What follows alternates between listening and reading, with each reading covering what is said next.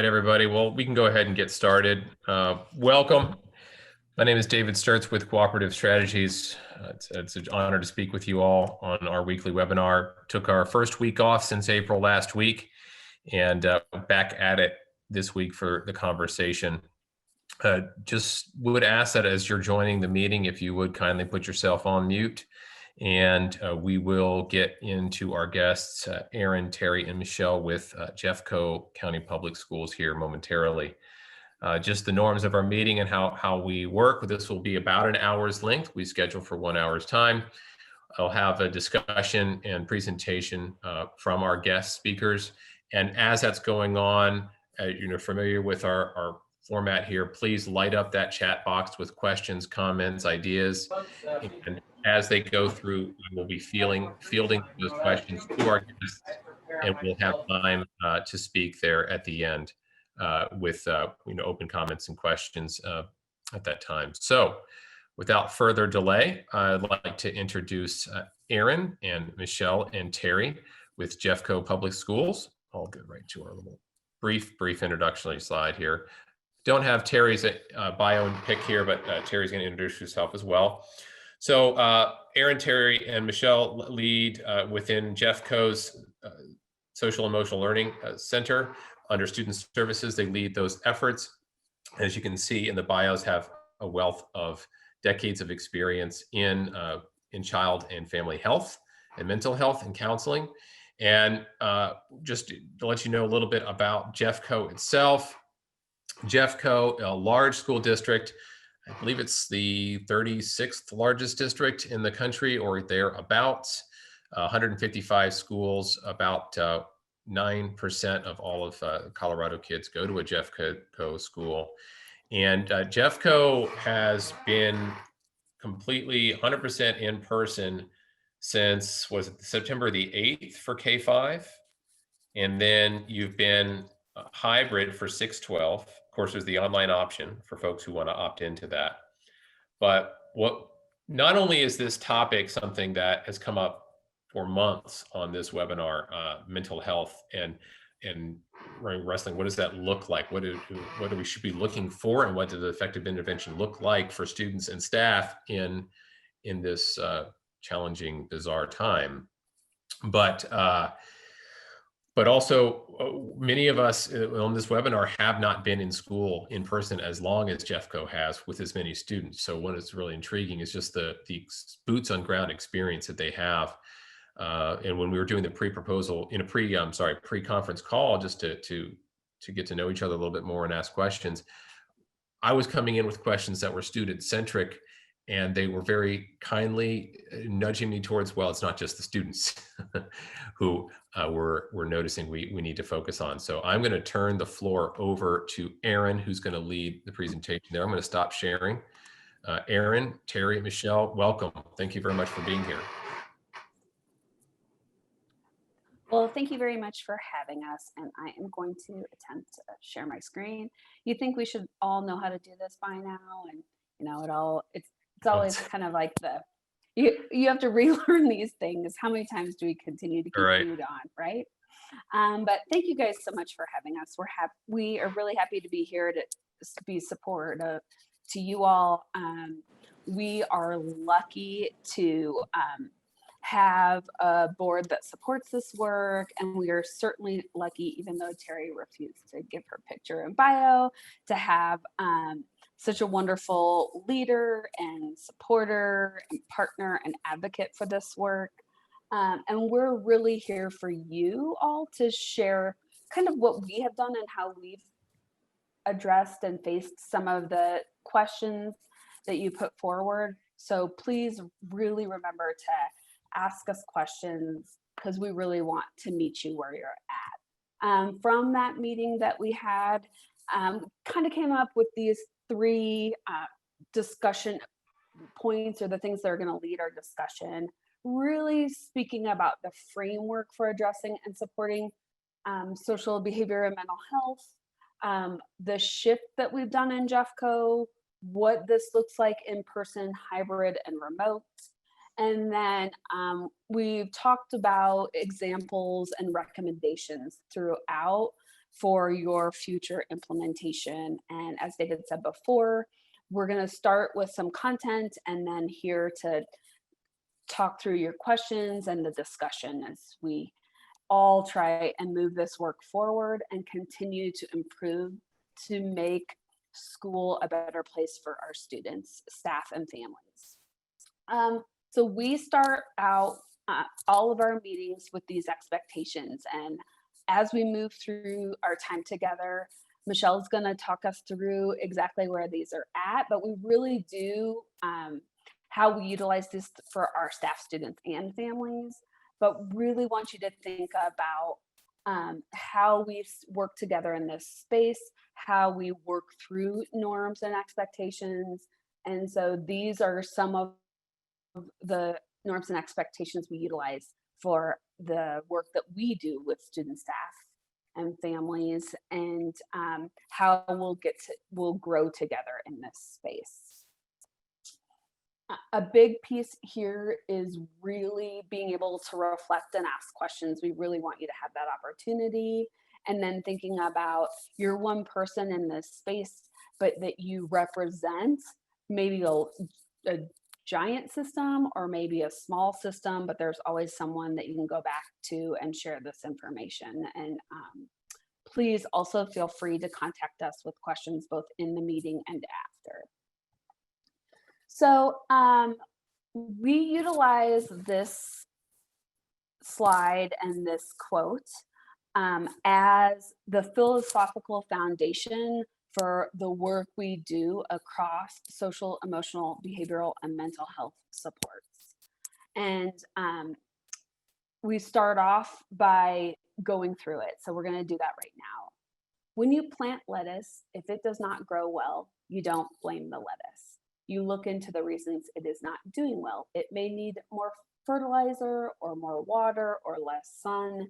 You never blame the lettuce. And so the reason this is our philosophical foundation for social, emotional, behavioral, mental health work is that we feel is that when we're going through literacy or numeracy, it's very easy to understand that we don't blame a student for a lack of skill, right? Whereas when it comes to behavior or social emotional skill or even mental health, it's more about what's wrong with the other than what we're doing with our system to support that student or family or staff member in our system. And so we really do want people to consider that just as in numeracy or literacy, the same is true for behavior and social emotional skill. And so what we're going to talk about is actually how we organize ourselves, organize our initiative, organize our district, organize our schools so that we're not in this blaming space, but in a supportive learning space.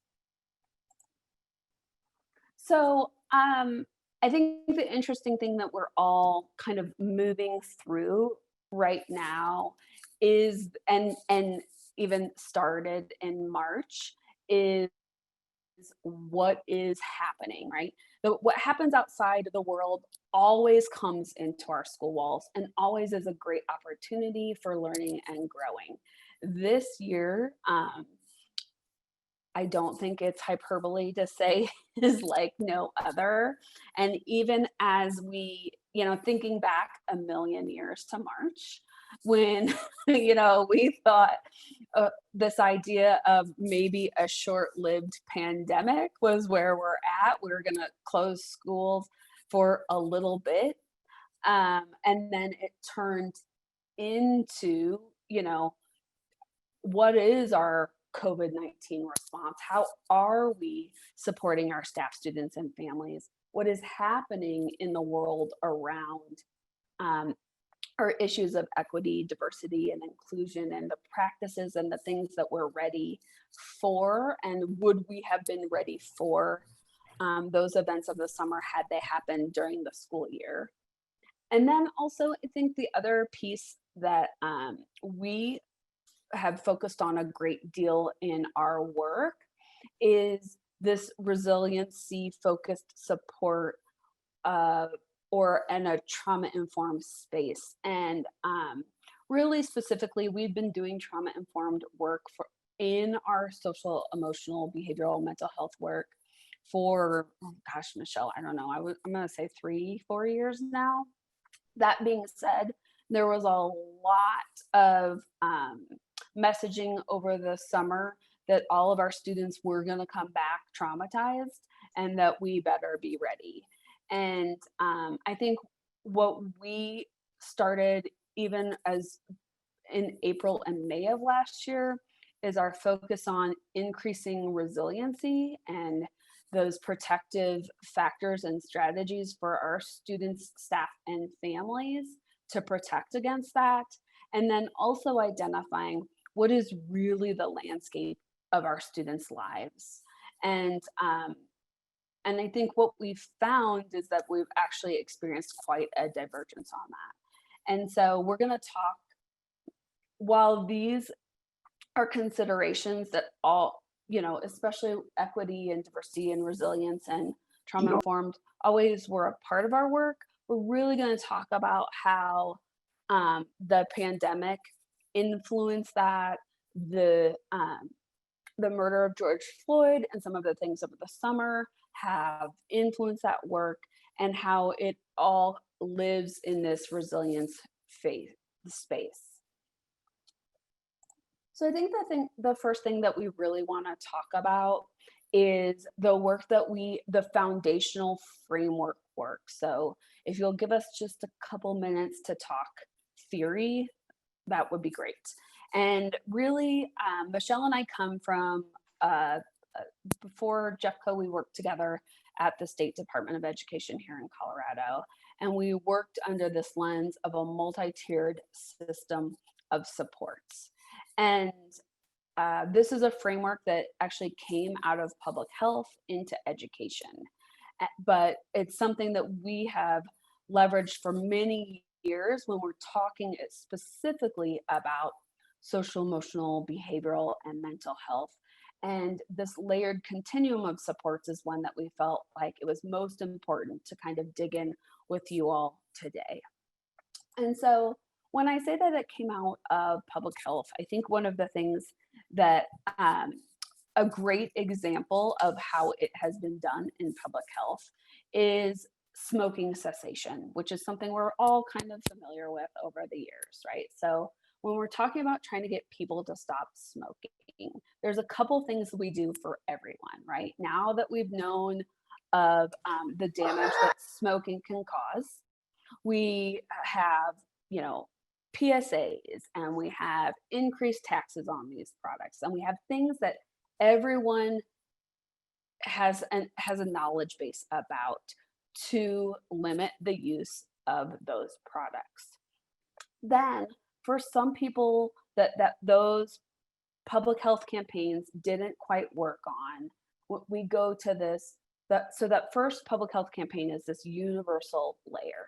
So the second layer is the sum, or this targeted layer. And so for some individuals or group of individuals, that public health campaign wasn't enough, right? They needed just a little bit more to be supported in either quitting smoking or not starting to begin with, right?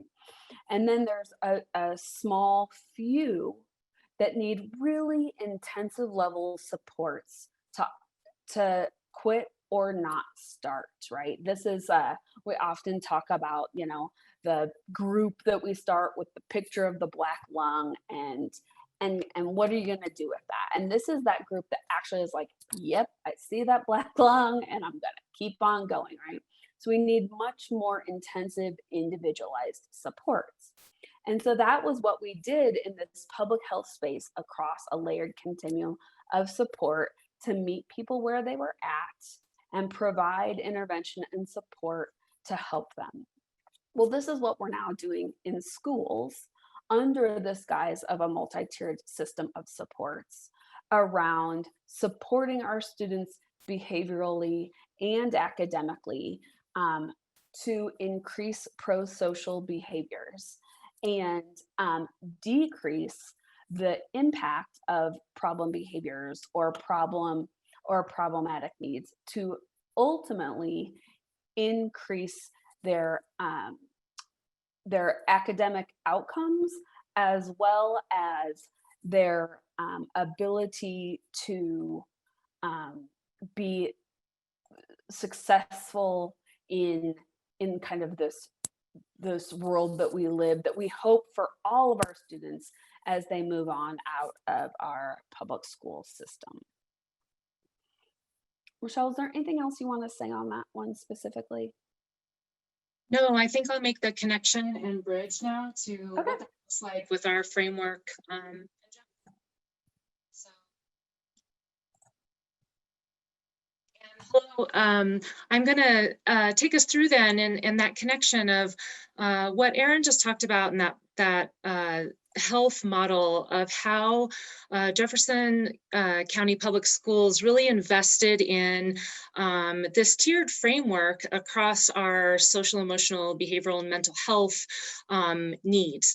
And really, this investment in what Erin was defining as that universal tier has been really, really important to this work prior to pandemic, prior to us having to learn how to shift and adapt all of the things that we were doing within the brick and mortar schools into a remote learning platform. And so what we want to do for our purposes in sharing this with you today is discuss where all of these pieces fit from this prevention model that Erin is talking about, all the way into some of the more specific types of responses that we have for whatever it is that students need or going through, or whatever is observed.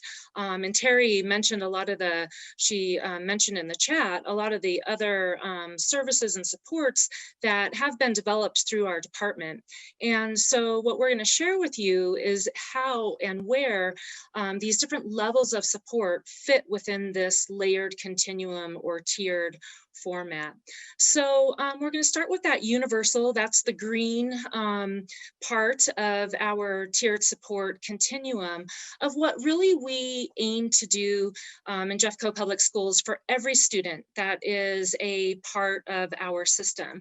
We are, as David said, going to talk also about those supports for adults more specifically after we talk about what this looks like on a systemic level for everybody that's involved. And so for the purposes of this conversation, we really organize this into three big topic areas, starting with building relationships, and that being really foundational all the way through. It's this common thread in everything that we do, coming back to, let's take a look at our relationships. Do we have consistent, meaningful, trusting relationships, not only student to adult, but adult to adult within our system? And how are we connecting then with all of our students and all of our families? So you'll see that thread all the way through. We do that universally, everybody. We're really trying to build those practices in schools. Everybody is a part of that.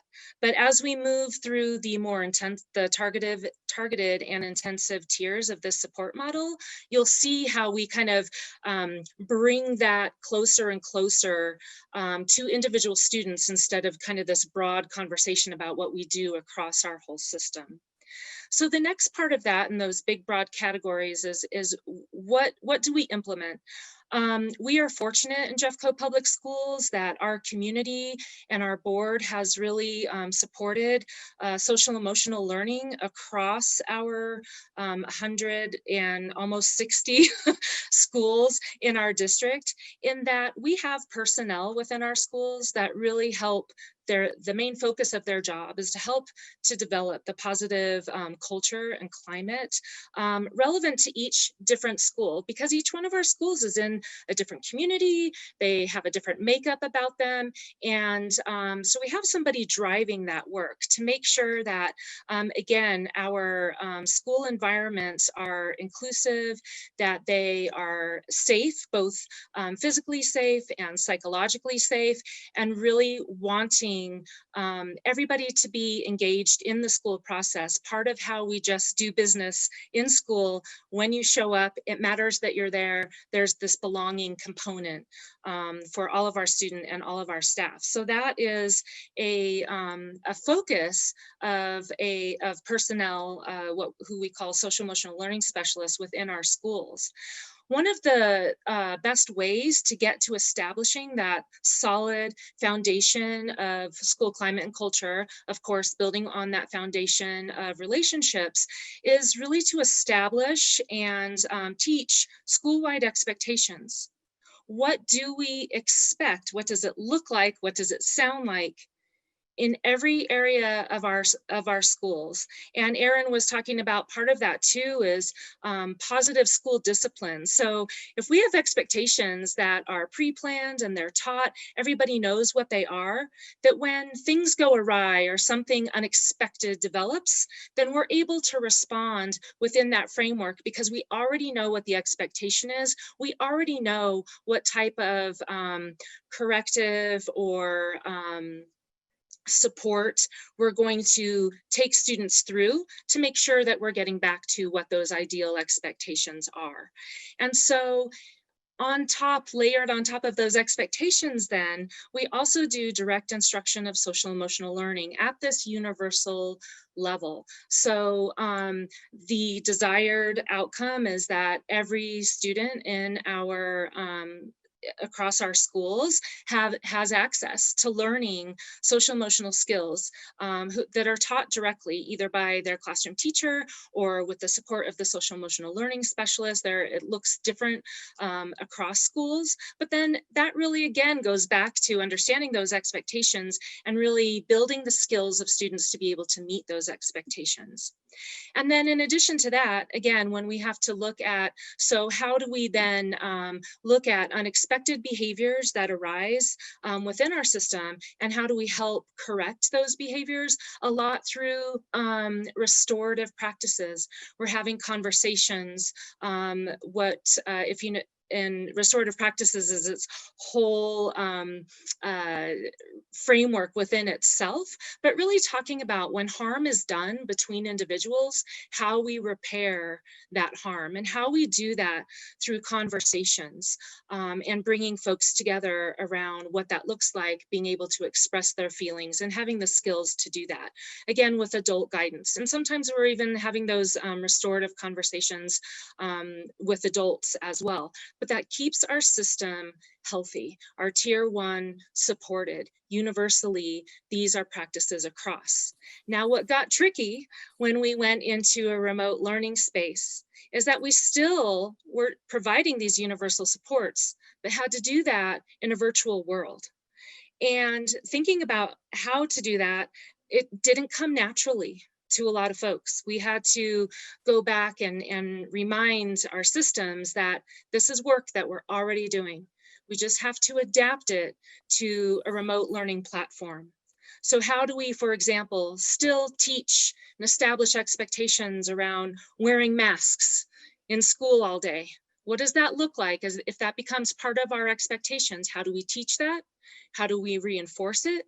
How do we correct it in a meaningful disciplinary practices that help build not only that fluency with our students, but just that we're taking care of each other, because that's what our school climate and culture, what's expected, what everybody is a part of, and what everybody trusts, again, in that safety realm. So another way that we were doing that, this is our third kind of big topic here, is about evaluation.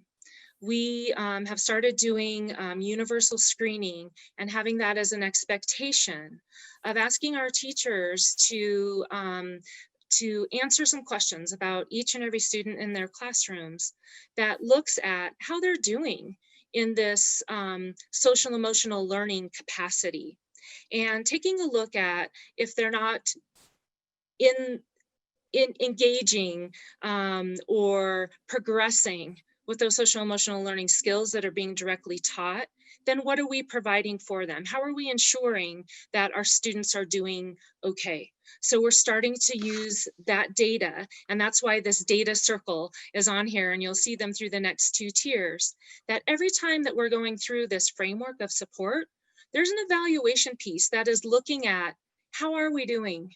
We need to take a temperature of taking a deep breath, taking a look at what the needs are across our system, and then being able to adapt our system for what we need. And as Erin said, when we went from doing all of this remotely to then transitioning to doing it again in a remote learning space or in a hybrid learning space, I feel like a lot of people got really creative with how this looks. And a couple of examples in elementary, to start those universal practices, before we started school in September, we had a couple of weeks in August where teachers reached out to families remotely, had meetings with every kid in their class, maybe took them on a virtual tour of their classroom, got them all excited to be there, so that when they did come to school in person, they're wearing masks. There are guidelines around sanitation and washing hands. Students were prepared for it. Even our kindergartners were so excited to be there and just be in school. And even though we had all these other things in place, they knew what to expect. They already felt safe walking in. And for those that didn't feel safe walking in, we had folks ready to respond to that and to help them feel comfortable and to create that connectedness as we moved forward. And then in our schools that started with hybrid learning, that are still in a hybrid learning format, like I have a sophomore in high school myself. He goes to school 2 days a week, he's remote 2 days a week, and then one day it's asynchronous. They log in to every class and can meet with teachers if they want to. But teachers did the same things in those environments as far as establishing that universal connection with every single one of their students before they walked into those buildings, and then being able to meet them face to face when they arrived on those first days of school. So one other thing I want to say before we move on, and the reason I spend the most time on universal practices is because, like Erin said, when we came back and we really wanted to focus on resilience of our students, these universal practices were really, again, since there's such a foundation of making sure that our students are both physically safe and secure, but also in a mental health realm, safe and secure, we wanted most of our focus to be right here. It was really, really essential to this work. As we move up the tiered supports then, as you can see in these three big areas, we talk about targeted supports. This is that yellow area where it doesn't mean that through that evaluation, that universal screening I was talking about, that we identified students that just need that yellow zone. We don't get to say like who needs what in that way. Everybody still has access to what's happening at that universal level. We just build upon that as we go through this layered continuum. So some of our students then are going to need more than just what we started in the beginning with school connectedness with families. They might require individual check-ins with adults. So how do we make sure that the students that need that level of support of an individual check-in or check-out time with an adult, that we're providing that? And then how do we have ongoing communication with our school staff and families about what students need? And sometimes, especially when we're hybrid, that can be really tricky, even in person, because we're not always able to interact with all of our students at the same time, because we can only see, or as we say, cross cohorts with students, so many cohorts a day with our adults. So some of the practices that we use or implement to make sure that students who need a little bit more support with social emotional skills is we look at, do we need to reteach the expectations that we have set forth within our system, or even do some additional teaching with the direct social emotional learning lessons that we've been using in the classroom? And then is that going to come from maybe staff mentoring, or can we use peers to do that? Some of our high schools do have mentoring programs where they're connecting students to one another. Sometimes there's direct mentoring with an adult educator and a student. It just looks different depending on the environment that they're in. But these are practices that are built upon the foundational pieces that we just talked about. And then that data piece is still essential. We continue to progress monitor. And again, take that temperature, look at, okay, this student needed, some of these students needed some additional support. Maybe it was within a small group format. How do we monitor their progress to see that they're getting what they need so that we can close any kinds of gaps that we have? Because this type of framework also applies to our academic processes as well. But in the social emotional behavioral realm, we really want to look at how their progress is and make sure that no one's slipping through the cracks so that we can ensure that they are getting what they need.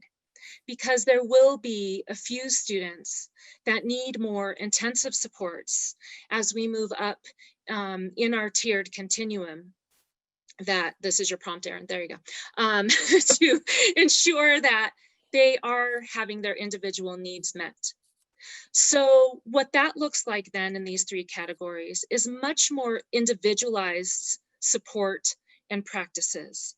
And that might be through the school connecting with families. Remembering though that schools have boundaries with what is school-based social emotional supports and mental health supports. So we know where that line is of what we're able to accomplish in school and what we need to do beyond that. One of the things that's really, really helpful in being able to connect with family supports and outside agency supports and even district supports is to know what those supports are, what is available outside our schools before we even need to access that level of support. Who can we call? Who are the people in our communities? Who are the support agencies? When are they available? What age levels do they serve? How can we connect with them for ongoing communication? We want to be able to give this information to parents as they need.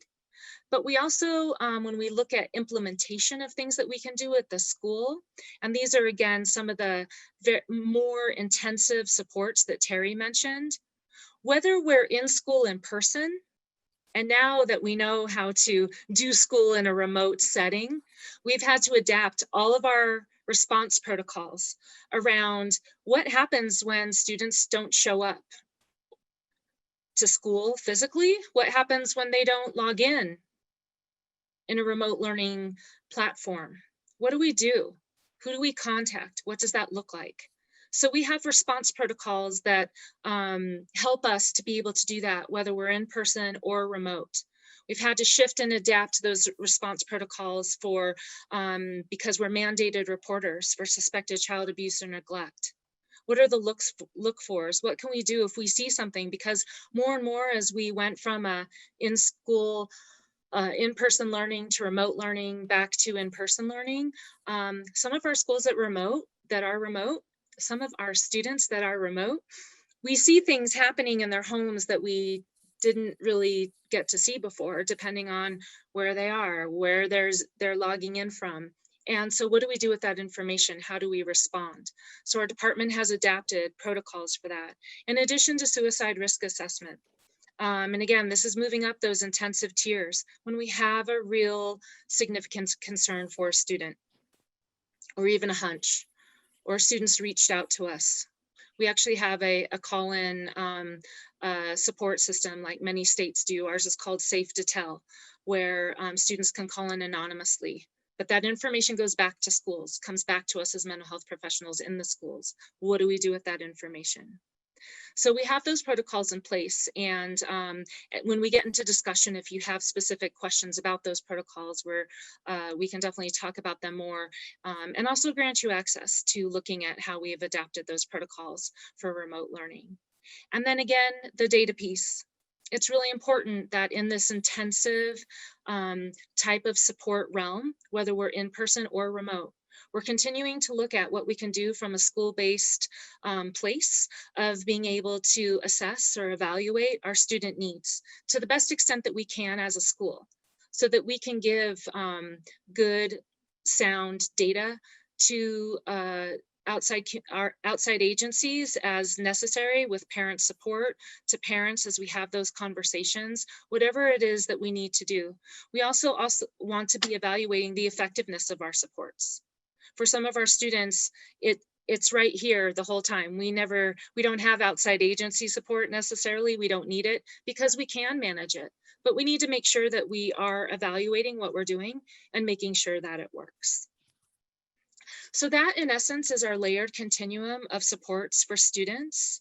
But through this work, and as David mentioned when we were discussing with him, the lessons learned from shifting from our in-person to remote, back to in-person and hybrid, and being able to adapt, constantly shifting, that really what we found is a lot of our adults in our system also need supports, more supports, I think, sometimes than we anticipated.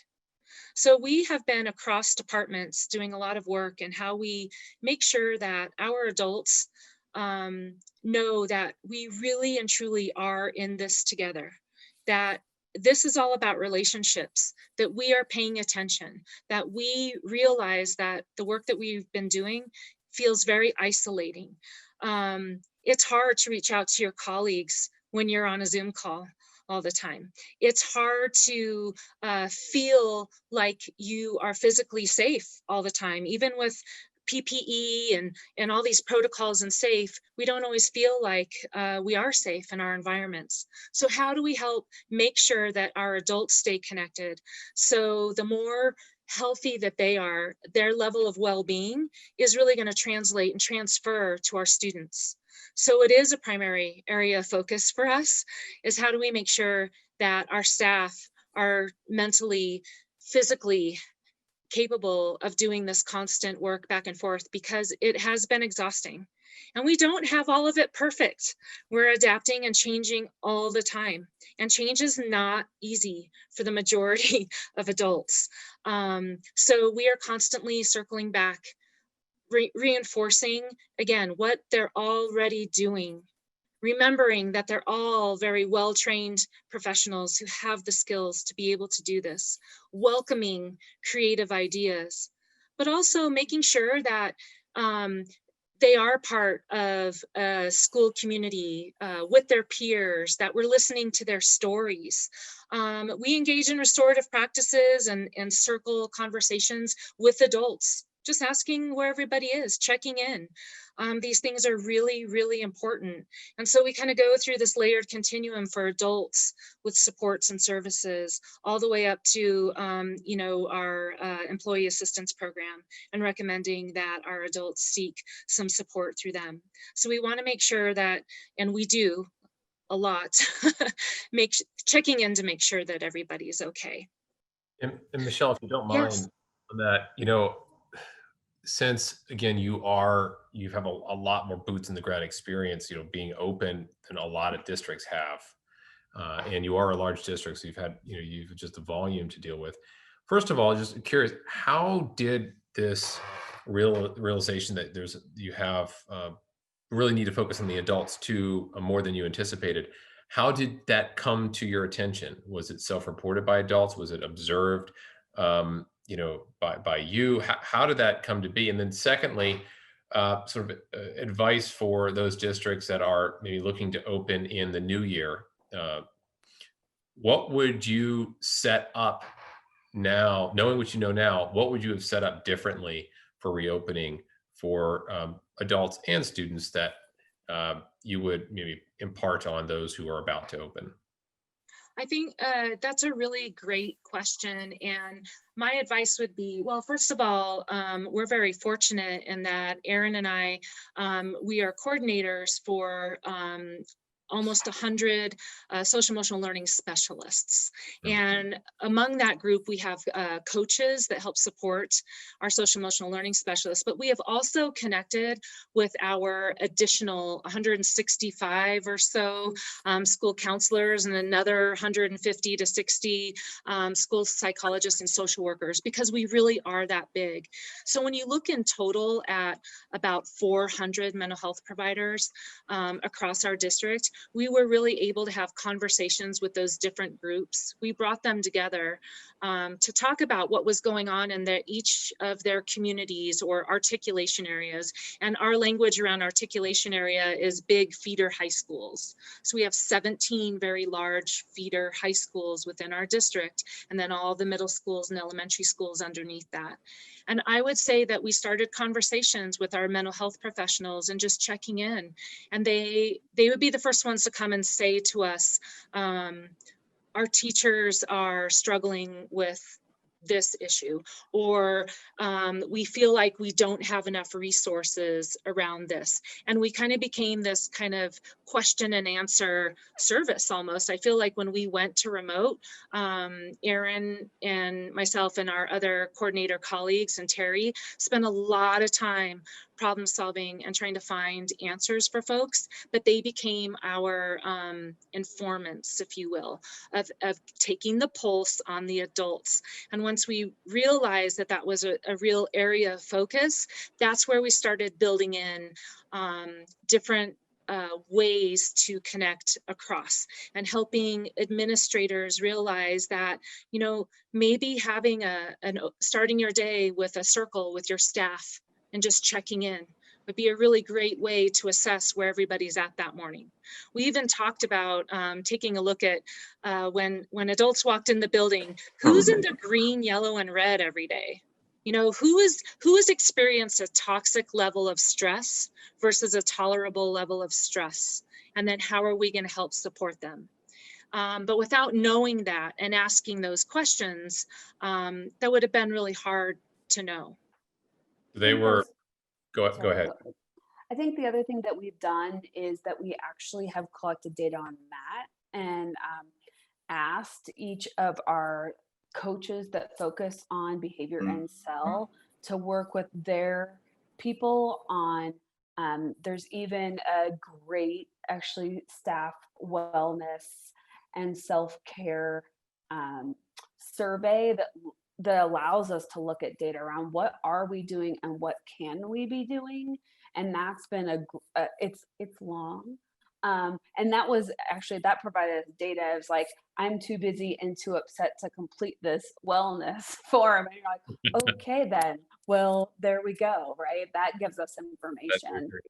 Yeah. And I think too, it starting square, right, like before, is really having a gauge of and asking those purposeful questions of where are you at coming into this space, and identifying those levers, utilizing that data to identify those levers of what you can do next, right? And I think one of the big learnings that we're having and that is happening across the country is the role of cell with adults, and how do we help with that emotional intelligence, if you will, and how are those skills protective factors, and what do we need to do to increase those protective factors for our adults, and what's the difference between physical safety and mental health or social emotional safety, and how do we start that?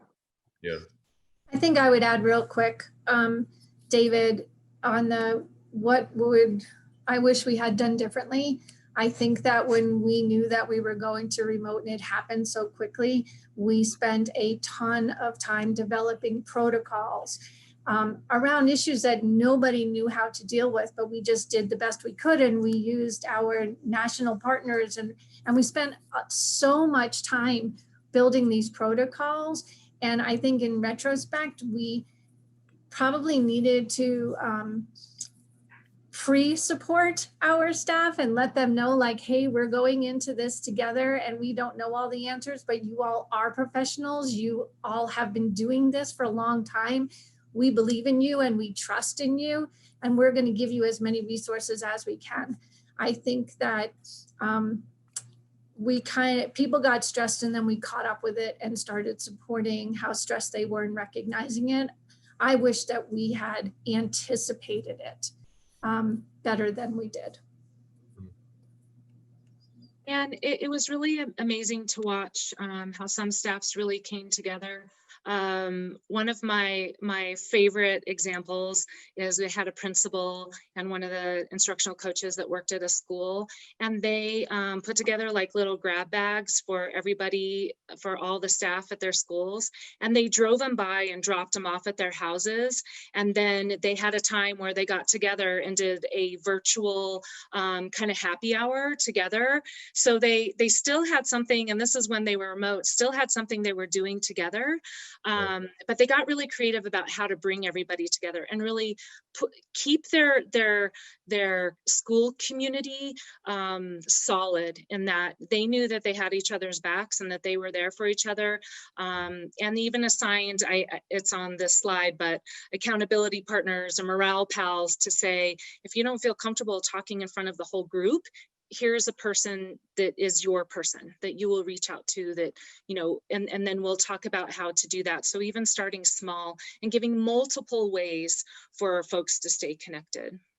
Yeah, thank you. And I wanted to get to the rest of your slides here in these resources. I want to also bring up a question up in the chat. Is Guy from Idaho. You know, you're a large district, and what I heard is that the way that you address this was essentially really decentralizing your observation. You've got the surveys out there, so you got that information, but it's your 400 staff who make that the big district smaller, that are giving you that information on what the pulse is in the school and the adults and the students, and helping to inform the response.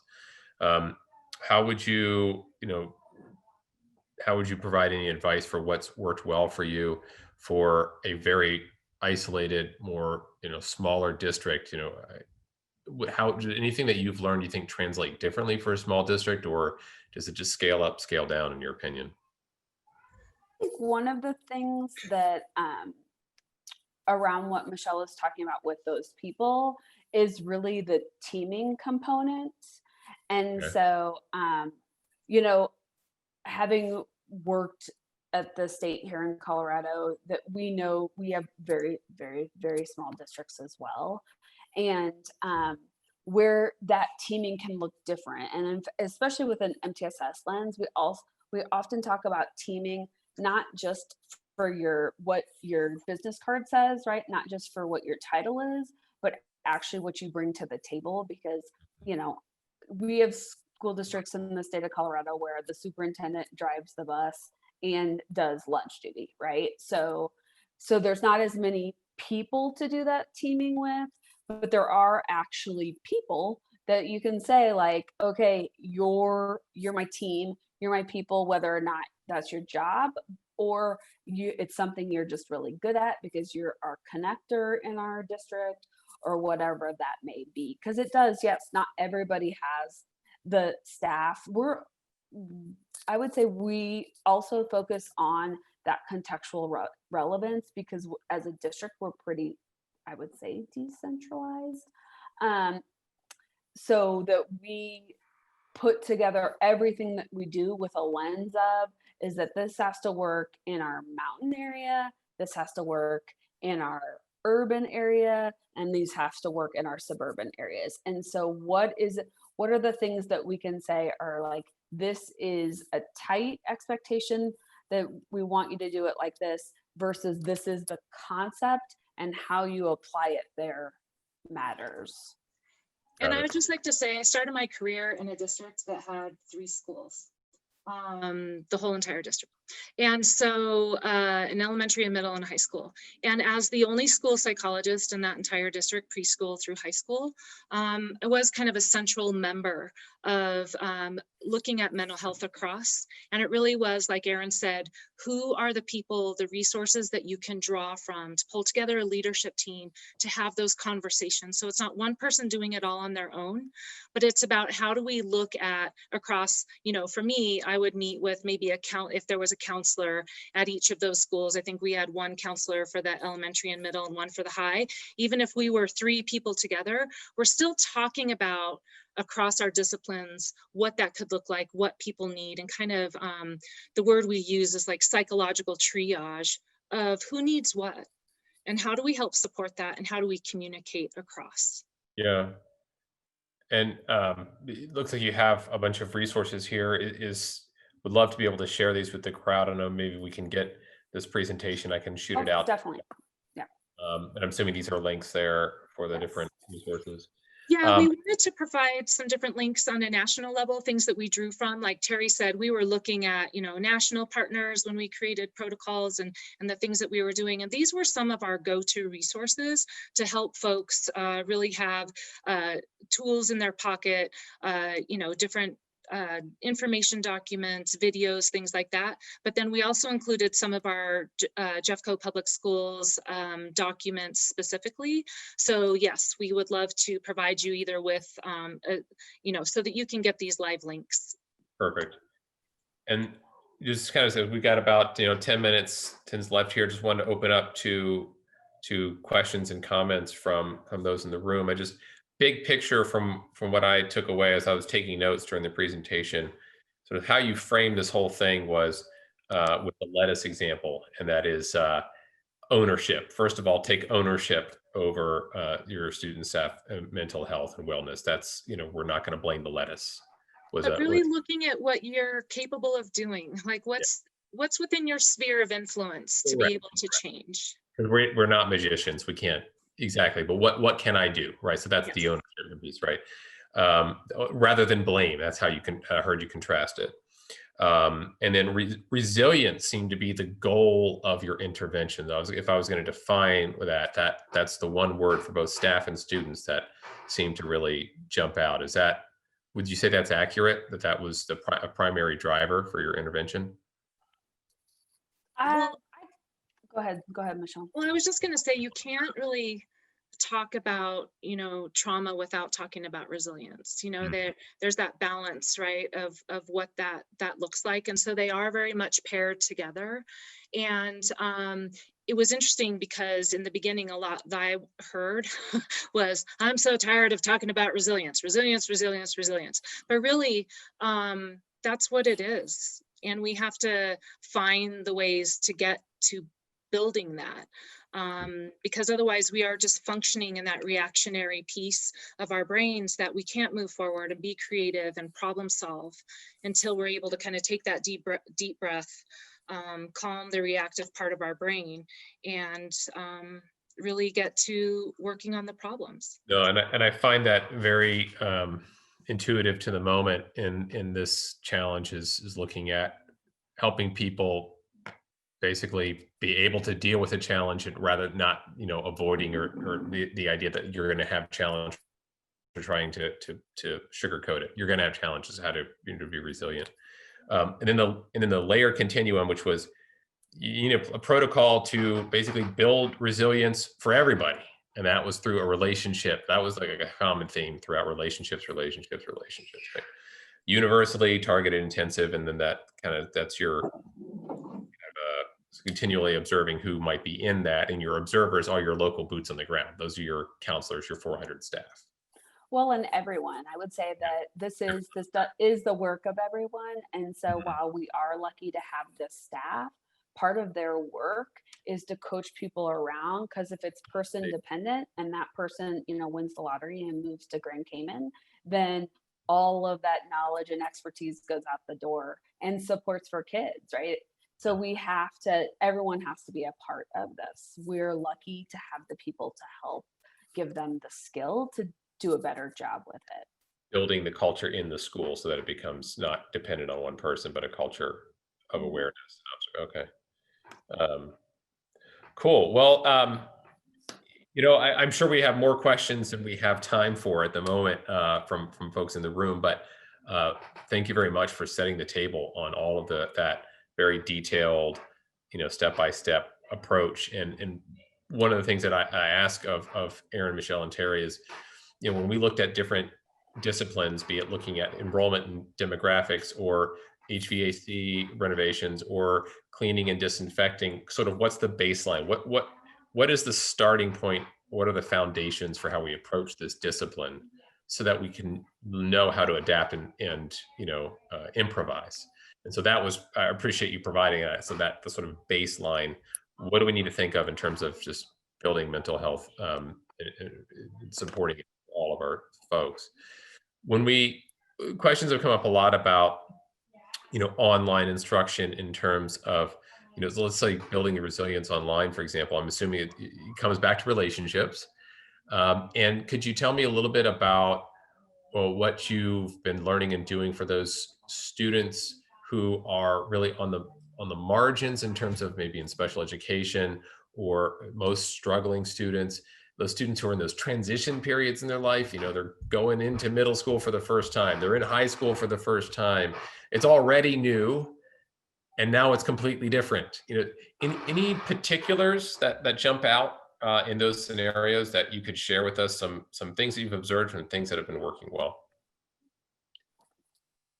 Well, I would say one of the things that the layered continuum also helps us identify is the time, right? So there are some, um, it talks about that, both the level of intensity or need, but part of that is the time that part of it is how we identify the support that we provide, but also part of the time is required of it.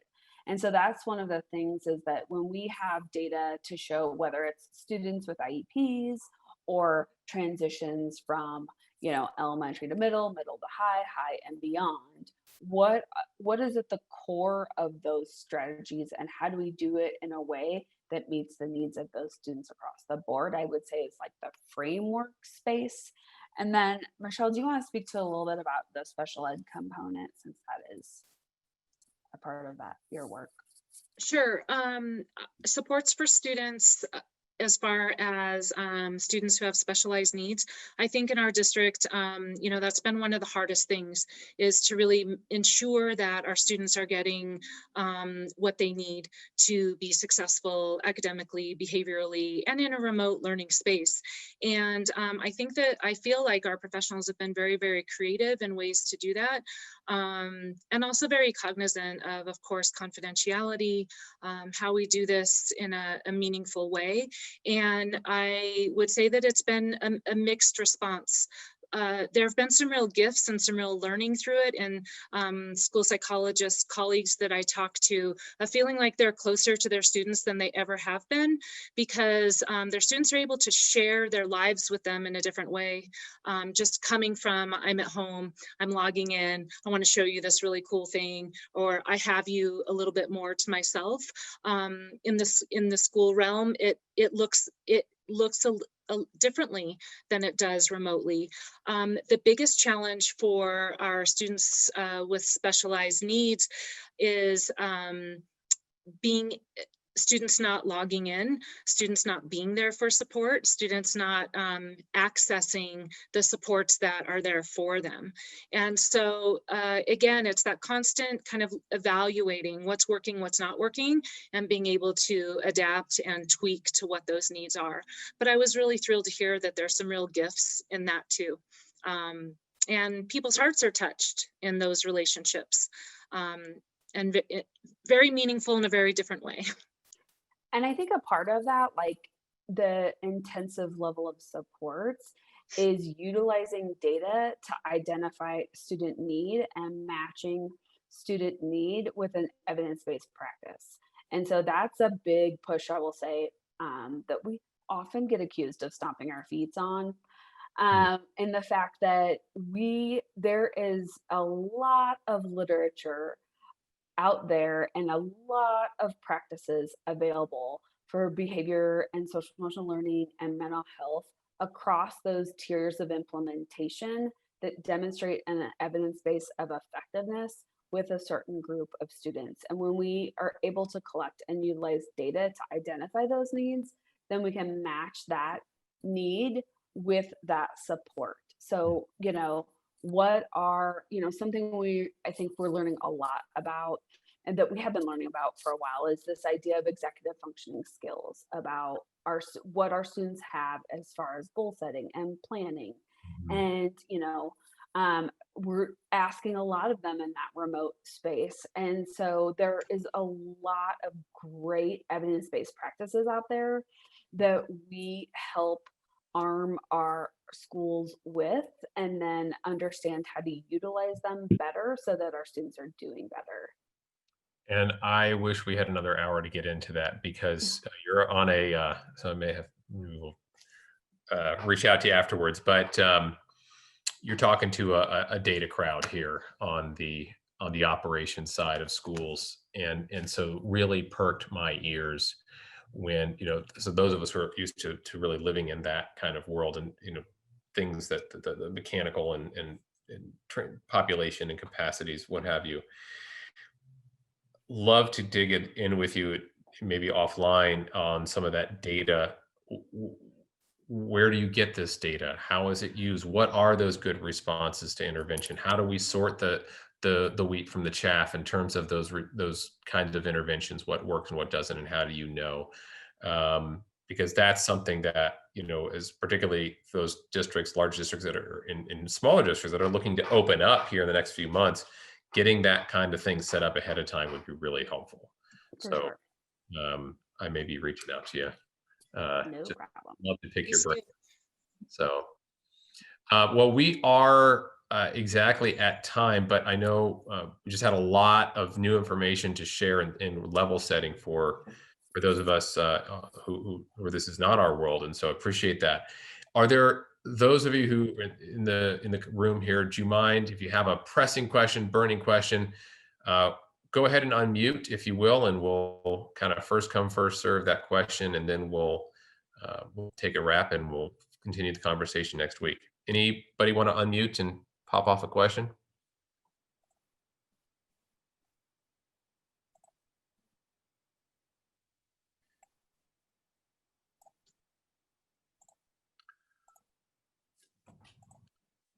All right. Well, then I'll leave you with this, Erin, Terry, and Michelle. Could you, just kind of give us your words of advice and for the framing? We have the details here. We'll get the presentation from you. We'll put it up online with the recording so people can have it all. But what's the DNA of this presentation that you want people to take away and really think about and be prepared for really successfully leading efforts and supporting efforts in their districts to build up a resilient and positive culture? I'm going to go first only because I have to jump off of this. So I'm going to apologize and go first. I think my words would be that you don't need to reinvent the wheel. There is data out there that you're using. And I'm going to assume y'all are problem solvers, right? And it goes back to the lettuce thing. This isn't about what a student is doing wrong, or is this a red kid or a yellow kid or a green kid? The same as you would do for a building. It's like, what other supports do we need to put in place to make this student and help them be able to access academics? So I think that y'all should remember that you are problem solvers, that you do dig into data, and that you are good at researching what needs to happen next. And if we learned nothing from when we started, it's don't forget that you're good at what you do and you know how to do it. Thank you. And I have to go. Bye. Thank you, Terry. And I would say go back, go into this work with excitement and enthusiasm as much as you can.